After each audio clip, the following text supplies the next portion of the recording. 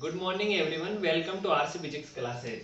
देखिए हमने 12th class का एक चैप्टर स्टार्ट कर रखा था, magnetic effect of electric current, विद्युत धारा का चुंबकीय प्रभाव। उसके 4 लेक्चर हो गए थे।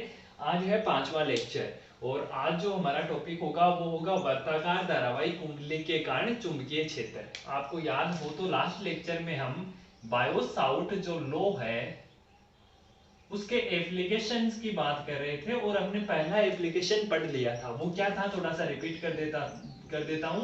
वो था लंबे तथा सीधे धारावाही चालक तार के कारण आपको चुंबकीय क्षेत्र निकालना था और यहाँ पर आपने दो केस स्टडी किए थे।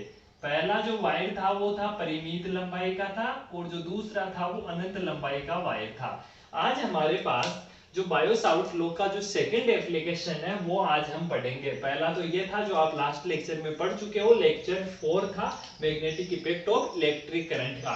आज जो हमारा लेक्चर 5 है उसमें हम पढ़ेंगे वर्ताकार धारावाही कुंडली के कारण चुंबकीय क्षेत्र। इसमें भी हम दो केस स्टडी करेंगे। पहला तो स्टडी करेंगे कि कुंडली के केंद्र पर चुंबकीय क्षेत्र कहां पर निकालोगे आप, केंद्र पर। और जो सेकंड केस होगा उसमें हम पढ़ेंगे अक्ष पर चुंबकीय क्षेत्र। जैसे लास्ट एप्लीकेशन में हमने दो केस स्टडी किए थे, परिमित लंबाई और अनंत लंबाई, उसी प्रकार आज हम पहला केस पढ़ेंगे कुंडली के केंद्र पर चुंबकीय क्षेत्र। उसके बाद जो सेकंड केस होगा वो होगा कुंडली के अक्ष पर चुंबकीय क्षेत्र। तो आज का जो हमारा टॉपिक है वो है वर्ताकार धारावाही कुंडली के कारण। पहला केस पढ़ रहे हैं हम, के कारण केंद्र पर चुंबकीय क्षेत्र। अगर मैं इंग्लिश में बोलूं तो magnetic field due to current carrying circular coil at centre, यानी आपको वर्ताकार धारावाही कुंडली के केंद्र पर चुंबकीय क्षेत्र निकालना है। और निकालना किससे है, बायो-सावर्ट लॉ से। अब मैं थोड़ा सा इस लॉ को भी रिपीट कर देता हूं। बायो-सावर्ट लॉ क्या कहता है कि अगर आपके पास कोई वायर है या कोई कंडक्टिंग मटेरियल है, उसमें अगर धारा प्रवाहित हो रही है तो ओरेस्टेड ने क्या कहा था कि इसके चारों तरफ क्या डेवलप हो जाएगा, चुंबकीय क्षेत्र डेवलप हो जाएगा। तो अब जो बायो-सावर्ट था उसने बताया कि चुंबकीय क्षेत्र की वैल्यू कितनी होगी। तो उसने क्या कहा कि आपको जिस बिंदु पर चुंबकीय क्षेत्र ज्ञात करना हो, जैसे मुझे इस पी बिंदु पर चुंबकीय क्षेत्र ज्ञात करना है, तो आपने उसने कहा बायो-सावर्ट ने कि इस पूरे वायर के कारण आप एक साथ चुंबकीय क्षेत्र नहीं निकाल सकते, वो असंभव है। इसलिए हम क्या करेंगे, इस वायर को छोटे छोटे अल्पांशों में विभाजित करेंगे। सबसे पहले एक अल्पांश के कारण चुंबकीय क्षेत्र निकालेंगे, फिर उसका हम क्या कर देंगे, इंटीग्रेशन। तो जिस बिंदु पर आपको चुंबकीय क्षेत्र निकालना हो उससे आप अल्पांश को क्या कर दो, मिला दो। और यहां पर जो चुंबकीय क्षेत्र की वैल्यू आई थी वो आई थी mu naught upon 4 pi I D L sine theta upon R square. ये बायो-सावर्ट लॉ का जो टॉपिक है वो आपको प्लेलिस्ट में मिल जाएगा। और मैं आपको पहले यही रिकमेंड करूंगा कि पहले आप बायो-सावर्ट का नियम पढ़े, उसके बाद ये टॉपिक देखें ताकि आसानी से समझ में आ जाए। वहां पर मैंने क्या कहा था कि जो ये स्मॉल आर है वो क्या होता है, स्मॉल आर होता है कि अल्पांश को आप उस बिंदु से मिलाइए जिस पर चुंबकीय क्षेत्र ज्ञात करना है, तो उन दोनों के मध्य की जो दूरी होगी ना वो क्या होगी, वो होगी स्मॉल आर। आपको इस बिंदु पर चुंबकीय क्षेत्र निकालना है। ये रहा आपका अल्पांश, अल्पांश को मैं डीएल या डेल्टा एल से रिप्रेजेंट करता हूं, तो इनके मध्य की दूरी तो होती है स्मॉल आर। अब दूसरी बात सर, यहाँ थीटा क्या होता है, तो थीटा होता है कि जो आपका अल्पांश है, जो डीएल है, उसके जो वेक्टर होता है, डीएल वेक्टर व आर वेक्टर के मध्य का कोण। अब डीएल के ऊपर मैंने वेक्टर लगा दिया तो सीधी सी बात है इसकी डायरेक्शन होगी। और मैंने आपको बताया था कि जो डीएल वेक्टर की डायरेक्शन होती है वो सदैव किसकी डायरेक्शन में होता है, वो सदैव करंट की डायरेक्शन में। अब मुझे बताओ, देखो करंट तो ऊपर की तरफ जा रहा है, इसका मतलब डीएल भी किधर होगा, ऊपर की तरफ। तो डीएल वेक्टर की डायरेक्शन किधर होती है, करंट की डायरेक्शन में। और ये रहा आपका आर वेक्टर। तो ये जो इनके मध्य का एंगल होता है ना, वो किसको रिप्रेजेंट करता है, थीटा को रिप्रेजेंट करता है। और डीएल यहाँ पर क्या है, अल्पांश की लंबाई। तो ये मैंने रिपीट कर दिया बायो-सावर्ट लॉ। अब हम हमारे आज के टॉपिक पर बात करते हैं। तो देखिए टॉपिक है क्या कि वर्ताकार धारावाही कुंडली के कारण आपको चुंबकीय क्षेत्र निकालना है। तो पहले तो मैं एक कुंडली बनाता हूं वर्ताकार। ये मेरे सामने क्या आ गई, एक वर्ताकार कुंडली है। और देखो इस साथ में क्या दिया है, धारावाही। धारावाही का मतलब इसमें करंट फ्लो हो रहा है, जैसे मैं करंट को शो कर रहा हूं कि इसमें आई करंट क्या हो रहा है, फ्लो हो रहा है, यानी आई करंट बह रहा है। तो क्या बोला है, वर्ताकार धारावाही कुंडली। तो पहले तो मैंने एक वर्ताकार कुंडली बना ली, इसमें मैंने धारा प्रवाहित कर दी, तो इसको हम क्या बोल सकते हैं, वर्ताकार धारावाही कुंडली। अब मैं मान लेता हूं कि जो इसकी रेडियस है वो है कैपिटल आर, ठीक है, और इसके सेंटर पर आपको क्या करना है, चुंबकीय क्षेत्र निकालना है।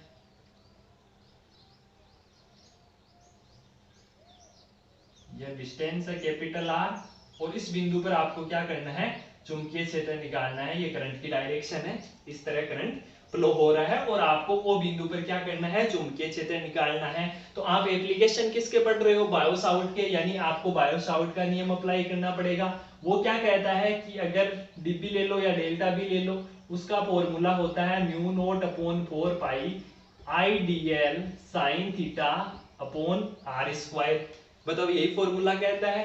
अब मुझे बताओ ये कब लागू होता है, जब हमारे पास कोई अल्पांश हो। तो अब देखो ये एक वर्ताकार कुंडली है, तो सबसे पहले इसका एक साथ तो आप चुंबकीय क्षेत्र निकाल नहीं सकते, क्योंकि बायो-सावर्ट ने क्या कहा था कि एक साथ संभव नहीं है, आपको छोटे छोटे अल्पांश बनाने पड़ेंगे। तो मैं यहाँ एक अल्पांश काट लेता हूँ डेल्टा एल का, ठीक है, मैंने क्या किया, डेल्टा एल अल्पांश काट लिया। अब देखो आप बायो-सावर्ट नियम अप्लाई कर सकते हो, क्योंकि ये डेल्टा एल के लिए ही तो ये फॉर्मूला है, ये डेल्टा बी, ये मैंने क्या कहा था कि अल्पांश के कारण चुंबकीय क्षेत्र। अब देखिए करंट ऊपर की तरफ जा रहा है, तो बताओ डीएल वेक्टर की डायरेक्शन क्या इस डायरेक्शन में नहीं हो जाएगी। मैंने क्या कहा था कि हमेशा जो डीएल वेक्टर होता है उसकी डायरेक्शन होती है करंट के डायरेक्शन में। तो देखिए करंट ऊपर की तरफ जा रहा है, तो डीएल वेक्टर की डायरेक्शन भी क्या हो जाएगी, ऊपर की तरफ। तो ये है आपके सामने डीएल वेक्टर की डायरेक्शन, ये है आपका आर वेक्टर। अब दूसरी बात, हम वेरिएबल देखते हैं जो चेंज हो रहे हैं। तो मैंने लास्ट लेक्चर में बात की थी, तो मैंने कहा था आपके सामने 3 वेरिएबल होते हैं, डीएल, थीटा और आर। अब हम देखेंगे कि यहाँ पर कौन कौन सा वेरिएबल है। तो मैं सबसे पहले स्मॉल आर की बात करता हूँ। देखिए स्मॉल आर क्या होता है, स्मॉल आर होता है कि अल्पांश और उस बिंदु को आप मिलाओ जिस पर चुंबकीय क्षेत्र ज्ञात करना है। तो बताओ आपको चुंबकीय क्षेत्र किस बिंदु पर ज्ञात करना है, ओ बिंदु पर। ये रहा आपका अल्पांश, तो यहाँ इनके मध्य की दूरी कितनी है, कैपिटल आर। सपोज दैट अगर मैं यहां पर अल्पांश काटूं, तो बताओ ये दूरी हो जाएगी, क्यों, क्योंकि आर होता क्या है कि अल्पांश और उस बिंदु की दूरी जिस पर आपको चुंबकीय क्षेत्र ज्ञात करना है। उसी प्रकार अगर मैं यहां पर एक अल्पांश काटूं तो ये डिस्टेंस हो जाएगी, यहां पर एक अल्पांश लूं तो ये डिस्टेंस हो जाएगी। अब मुझे बताओ क्या ये सारी डिस्टेंस कैपिटल आर नहीं है क्या, क्यों है, क्योंकि ये एक सर्कल है, और सर्कल में ये जो सभी आप रेखाएं खींच रहे हो वो किसको बताती है, रेडियस को, और पूरे सर्कल की रेडियस कितनी है, कैपिटल आर। तो मुझे बताओ स्मॉल आर चेंज होगा क्या, नहीं होगा। क्यों नहीं होगा, क्योंकि हर जगह आप कहीं पे भी अल्पांश काट लो, जो दूरी है वो तो कैपिटल आर ही रहनी है। इसलिए स्मॉल आर बताओ बदलेगा क्या, नहीं बदलेगा। पूरे केस में स्मॉल आर बराबर होगा कैपिटल आर के, और वो सबके लिए क्या होगा, सेम होगा। क्यों, क्योंकि आर होता ही तो क्या है, आर यही तो कहता है कि अल्पांश व उस बिंदु के मध्य की दूरी जिस पर आपको चुंबकीय क्षेत्र ज्ञात करना है। तो चुंबकीय क्षेत्र आपको किस पर ज्ञात करना है, सेंटर पर। और अल्पांश कहां पर काट रहे हो आप, परिधि पर। तो सेंटर और परिधि को मिलाने वाली रेखा क्या कहलाती है, रेडियस। तो रेडियस का मान तो क्या होगा, हर जगह सेम होगा। तो बताओ जो ये स्मॉल आर है वो चेंज होगा क्या, नहीं होगा। दूसरी बात मैं बात करता हूं थीटा की। अब बताओ यहां पर थीटा कितना है। पहली बात तो थीटा था क्या कि डीएल वेक्टर व आर वेक्टर के मध्य का कोण। तो ये तो रहा आपका आर वेक्टर, ये रहा डीएल वेक्टर। बताओ कितना एंगल दिख रहा है आपको, 90 डिग्री। अब मुझे बताओ क्या हर जगह ही 90 डिग्री होगा, बिल्कुल होगा। क्यों होगा, क्योंकि सपोज डेट अगर मैं यहां पर अल्पांश लेता हूं, तो फिर यहां पर जो डीएल वेक्टर करंट इसी डायरेक्शन, देखो करंट का फ्लो इस डायरेक्शन में हो रहा है, तो करंट की डायरेक्शन में आप क्या कर दो, डीएल वेक्टर को शो कर दो। और आप किससे मिला रहे हो, सेंटर से मिला रहे हो। तो ये रेडियस है, और ये क्या है, टेंजेंट है, स्पर्श रेखा है। तो स्पर्श रेखा इस रेडियस के साथ हमेशा कितने का एंगल बनाएगी, 90 डिग्री का। तो जो थीटा होगा वो पूरे केस के दौरान कितना रहेगा, 90 डिग्री। और स्मॉल आर पूरे सेगमेंट में कितना रहेगा, कैपिटल आर। ये क्यों रहेगा, क्योंकि अल्पांश आप कहां काट रहे हो, परिधि पर, और डिस्टेंस आप कहां से माप रहे हो, सेंटर से, और थीटा 90 डिग्री। अब देखो यहां पर भी आप एक टेंजेंट खींचो तो ये एंगल भी कितने का हो जाएगा, 90 डिग्री। अब बताओ आपके पास केवल एक वेरिएबल बचा और एक वेरिएबल का इंटीग्रेशन आप आराम से कर सकते हो। मैंने कहा था कि अगर 3 वेरिएबल हो तो सबसे पहले तो उन्हें एक वेरिएबल की टर्म में लाया जाए, उसके बाद आप इसको सोल्व करो। तो देखो थीटा 90 है तो चेंज नहीं हो रहा, तो ये वेरिएबल नहीं है, अपरिवर्तित है। उसी प्रकार r है, वो भी चेंज नहीं हो रहा, तो चेंज कौन हो रहा है, dl। तो अब हम इसका आराम से इंटीग्रेशन कर सकते हैं। यहाँ पर समझने लायक बात यही थी कि स्मॉल r की वैल्यू क्या होगी और थीटा की वैल्यू क्या होगी। तो देखिए आप इसको सोल्व करते हैं। तो देखिए क्या दिया हुआ आपको, डेल्टा b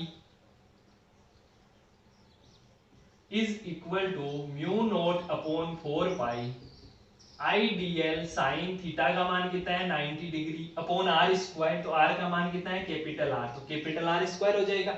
अब बताइए साइन 90 की वैल्यू कितनी होती है 1, तो यहां से डेल्टा बी क्या आ गया, mu naught upon 4 pi I D L upon R square. अब ये तो है एक छोटे से अल्पांश के कारण। अब अगर मैं इस पूरे वर्ताकार धारावाहिक कुंडली के कारण चुंबकीय क्षेत्र निकालूं, संपूर्ण कुंडली के कारण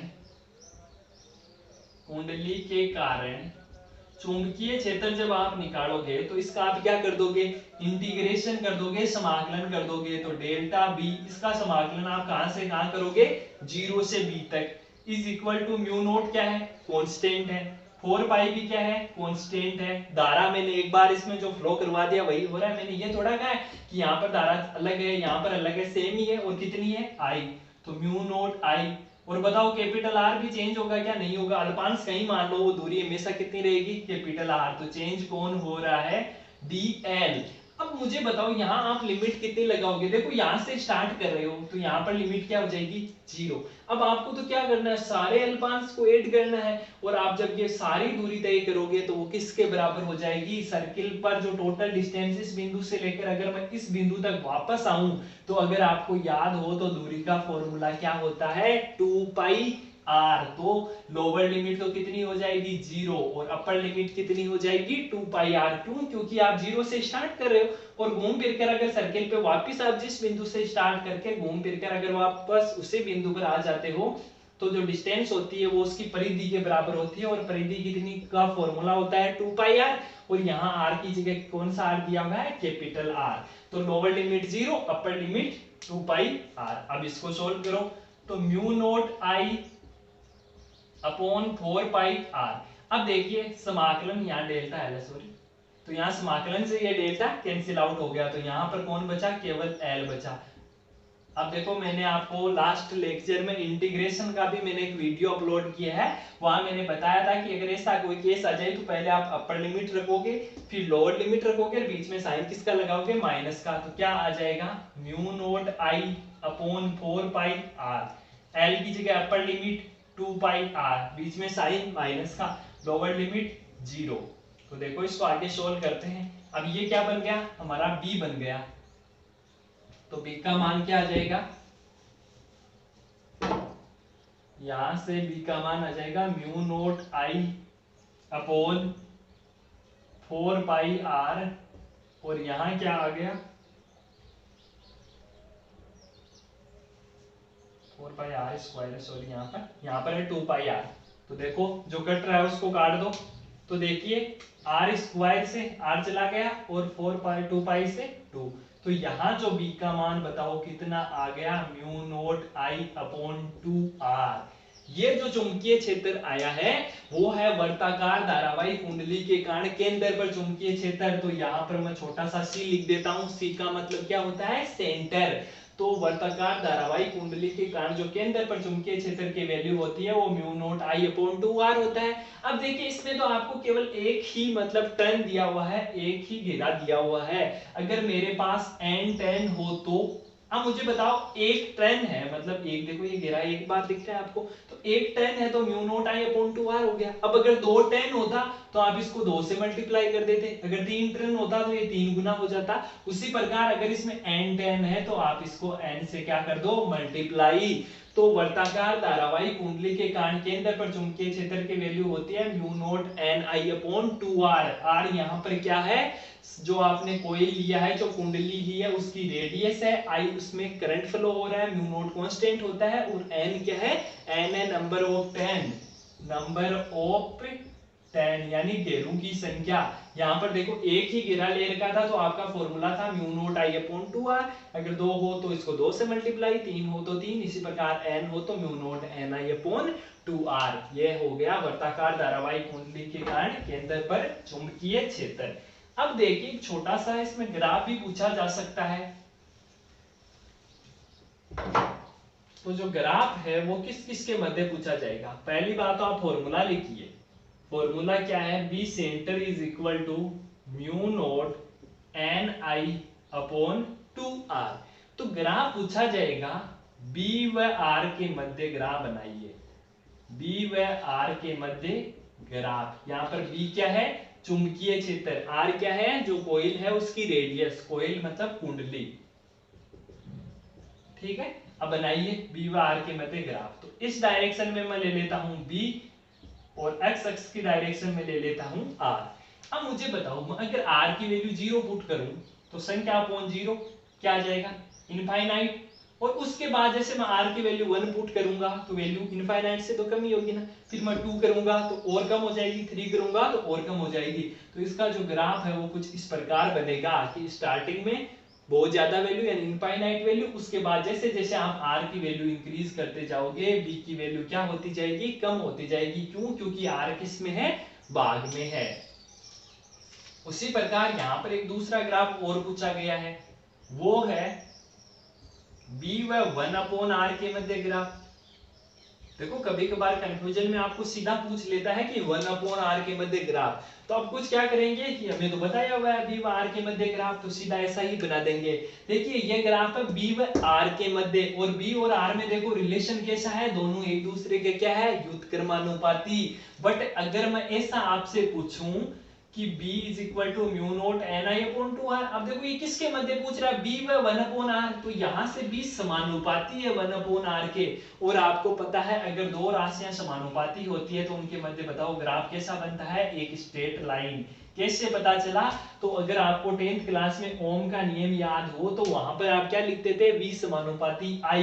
तो जब v और i के मध्य जब आप ग्राफ बनाते थे तो कैसा मिलता था, स्ट्रेट लाइन। तो जब भी समानुपाती हो दो राशियां तो उनके मध्य ग्राफ कैसा मिलेगा, स्ट्रेट लाइन। यहां समानुपाती है क्या, है। क्यों, क्योंकि b व 1 अपॉन r के मध्य पूछा है। ध्यान रखना b व r के मध्य तो ग्राफ इस प्रकार का होगा, जैसे जैसे r की वैल्यू आप बढ़ाते जाओगे b की वैल्यू कम होती जाएगी। बट यहां पर आप r की वैल्यू बढ़ाओगे तो b की वैल्यू बढ़ेगी, और अगर r की वैल्यू डिक्रीज करोगे तो b की वैल्यू क्या होगी, घटेगी। क्योंकि यहां पर ये दोनों राशियां एक दूसरे के क्या है, समानुपाती। तो ये तो ग्राफ हो गया b व 1 अपॉन r के मध्य, और ये ग्राफ हो गया b अपॉन r के मध्य। तो ये था वर्ताकार धारावाही कुंडली के कारण केंद्र पर चुंबकीय क्षेत्र। अगर किसी भी प्रकार का डाउट हो तो कमेंट सेक्शन में कमेंट करके पूछ सकते हो। Thank you students.